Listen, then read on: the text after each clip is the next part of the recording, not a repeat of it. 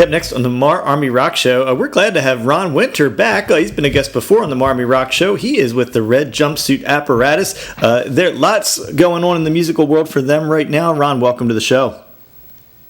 Hey, good to be back. How you doing today? Hey, doing pretty good, all things considered, with the state of the world. My first question is, hey, where are you guys at today? Did you make it home? I know you had an Australian gig planned and lots going on. Where are you guys at and how you weathering everything right now? We finished the last tour safely, and then, as a matter of fact, on our way from Florida to California, we got into an accident, and our rental van was totaled. Oh, no. So that was quite a bit of an ordeal. We got a little banged up, but nothing too serious. After that, we made it home safely to California, so I've been here for about a week now.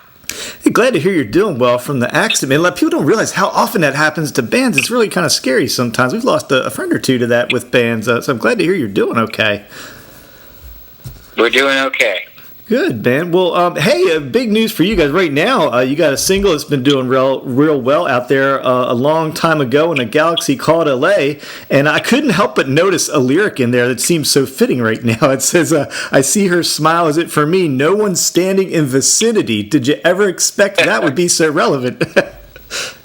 My goodness, no, but thank you for pointing that out. I think I might steal that for my next post. Yeah, please feel free. I was listening to the song today. I was like, wow, it's nothing more fitting than LA right now than that. So. Yeah, it is funny because that particular reference point, because that's where we met, was also in LA. So lots of just really, that song's just fun in general. And I know the overall mood right now is dark and solemn, and what better of a time to listen to more, kind of just lighthearted, song to kind of pick up the mood. So it is doing really well for us. We're really grateful with that. The fan base has really been activated and is really excited about the upcoming EP, which is called the Emergency EP.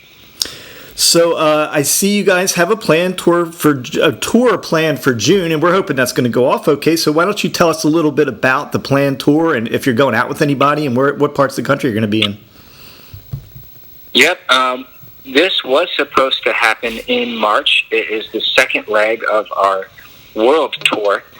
We're going to a lot of different places, some of which I can talk about, some of which I can't talk about, but we're definitely going to be going down under to Australia, some other territories that are close to that region, and then, we're actually kicking off a whole 2 weeks just dedicated to California because we just love California and we do really well here.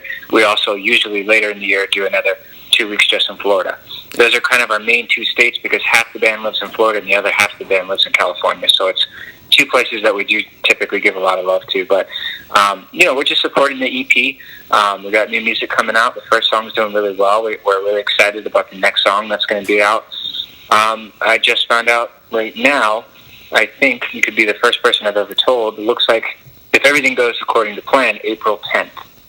Nice. So it's funny. I was just talking to your publicist about that. I said, do we have a date yet? So that's pretty cool to hear that. So, so there's been a lot of talk about you guys' lyrics over the years. It has a real spiritual feeling to a lot of your tunes. Can you elaborate on where that comes from for you guys? Where's that spiritual inspiration? Yeah, we're kind of a weird band because we didn't really start off in the Christian rock community. We're more so considered a mainstream band for most of our career. But we've always had spiritual lyrics. I mean, going all the way back to the debut album, which got the most, attention. There's spirituality sprinkled all over that album lyrically. So it's just more like we're a band that is a bunch of regular people. We're a rock and roll band that's just not afraid to talk about spiritual topics. It's just something that we've actually always done. We just became a little bit more focused on that in recent years because it was something that became more important to me as far as lyrical content when it came to spreading the message. Not every song is that way. A good example of that is our current single, which is just a straightforward love song that I actually wrote about my wife. But it became more important to me because as our career went on, people were picking up all of the spiritual references that were in there and asking us, are you Christian because you say this and this and this, or do you believe in God? And because we never really came out and addressed it, we did kind of do that for a couple of albums just to really help people understand that, we are definitely spiritual in nature. And once we address that, in my opinion, kind of in abundance, we've kind of settled back into where we were in the beginning, which is just a mainstream rock band who has spiritual references. Now, while people wait for the EP, I'm going to encourage them to go check out this tune I'm going to ask you about, which is an acoustic version of a song called Trust that you guys put out, I guess, in 2019. It's a great tune. Tell me a little bit more about that tune. Yeah, that's actually a cover song from a band called Thrice. They are really a big influence to me, and the compilation that you're referencing is called The Songs That Saved My Life compilation, released by Hopeless Records, and we've been friends with those guys for a really long time. So essentially what's supposed to happen is that you get a bunch of artists together who have gone through depression and used music to get through it, and then they're supposed to pick a song that really meant something to them, and then it goes on the compilation. So it's a compilation that are all cover songs, and I chose that song because when it came out back in the day, I was a very young man in my early teens, and I was going through a lot of just internal turmoil because I had, on one hand, I had a scholarship to play in the symphony at the University of North Florida, and that required me to be on campus from 10 a.m. till 6 p.m., and then I had a job working at Walmart overnight stock from 10 p.m. to 6 a.m. So I was quite literally burning the candle at both ends and trying to pursue music, but also trying to pursue being able to pay my bills and college tuition and all of that completely on my own with no assistance. And it was tough. So it was right at the time that I was really just feeling a lot of pressure and a lot of sadness about maybe having to give up on college, because I did really enjoy playing in the orchestra. It was something I really will always reflect upon fondly, but I knew that one of them was going to have to give. And everybody knows if you live on your own, you need money to survive. So I wound up giving up college. But it's okay. It worked out good for me because I started a rock band and we made it. So to that end, man, it's interesting. The next question I was going to ask, going back to, the earliest days of the Virgin record days for you guys, man, that's a long ways ago. Is the music industry for music, is it better, worse, or how has it changed since you've entered into it? That's a good question. I mean, it really probably just depends on who you ask, but because we have been doing it for so long, I'm going to say it's better now, and mainly just because a lot of the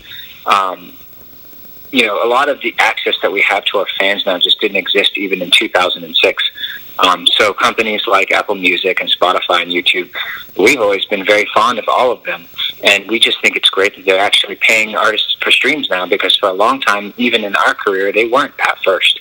So we remember what it was like to get nothing, and anything is better than nothing. So we're just really appreciative, honestly, of all of these formats that are really artist-friendly, and we've been able to continue to put new music out that has done well consistently for the last, 17-plus years. So I can't really think of a better time to be an independent musician. We haven't been in the label system for a long time now, so I'm not too familiar with how it's going in that world, but all I can say is doing it on your own is definitely clearly doable. We've been doing it for a long time now, and a lot of other bands have too as well. We're not the only ones. So pretty great time for independent artists, I'll say that. So what are you doing with the downtime now, man? Because touring musicians got the downtime. Are you going to do any streaming stuff? Are you writing? What are you doing to kill the downtime, musically speaking? Like I said earlier, man, I'm a full-time dad, part-time rocker. So for me, it's really like when I'm home, I'm with my son all of the time. I take the morning shift, so he usually wakes up at about 6:30. I watch him all the way until about noon or 1, and then I take a nap, and my wife takes over. And then when I'm up from that, we are all three together for the whole rest of the evening. So we really just spend all of our time with him. Just trying to cultivate all the different types of things that parents know about: language skills, counting, colors, numbers.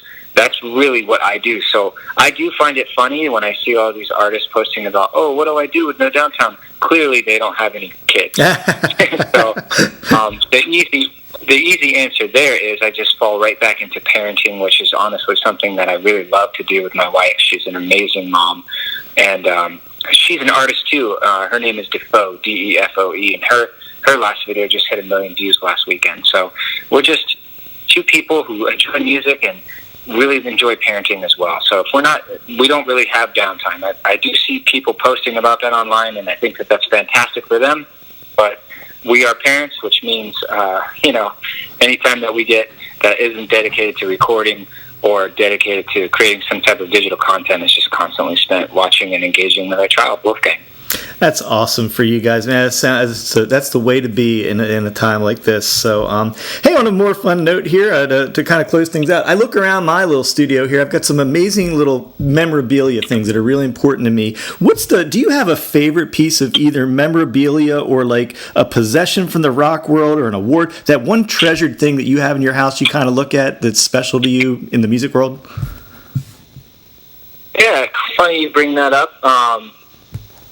No one's ever asked me that before, but I too have some mementos spread about the studio and the office, and I'm looking at one right now, which is actually the face mask for a character that I portrayed called The Silent in one of our videos that came back out in 2011 for a song that eventually did hit number one on the Christian rock Billboard radio charts called Am I the Enemy? So I'm looking at that right now, the face mask that I actually wore in the video, so that's kind of cool. It's always really cool to see like a video prop, just in your office. And then, I got some obvious ones and some not so obvious ones. I have a pumpkin over in the corner that's really big and kind of oversized and lights up that we always bring down and put in the living room during Halloween, but every other month it stays in here, which is kind of fun.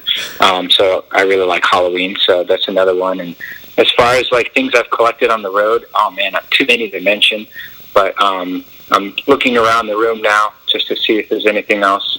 I see the first hat that we ever bought Wolfgang at Disneyland, and they did the actual, old school Disneyland inscription in the back. And, his head is already way too big for that hat to fit. So we had to do something with it. So I put it on top of my Tesla electric globe that my wife got me for Christmas 2 years ago. You ever seen one of those where you put your hand on it and then it shoots the electricity out? Yeah. That's awesome. So now it's now become an ornament on top of that. And, just little things like that. I'm kind of goofy. I like Star Wars and video games and lots of those things kind of strewn about the room. I have a full-size R2-D2 looking at me right now. That's also something really fond of. Well, man, I appreciate that peek behind the curtain into your personal life there. And the new EP is due out soon. You can go out there right now, check out A Long Time Ago in a Galaxy Called LA. The video out there right now. Follow the lyrics of that. It seems oddly timely right now, even though it's not really what it's about. But anyway, we've had Ron with us from the Red Jumpsuit Apparatus. Ron, always a pleasure having you on the show, and hope to see you out on tour soon. Thanks again. We got a new song coming out. Brace yourself, April 10th. Hope you like it.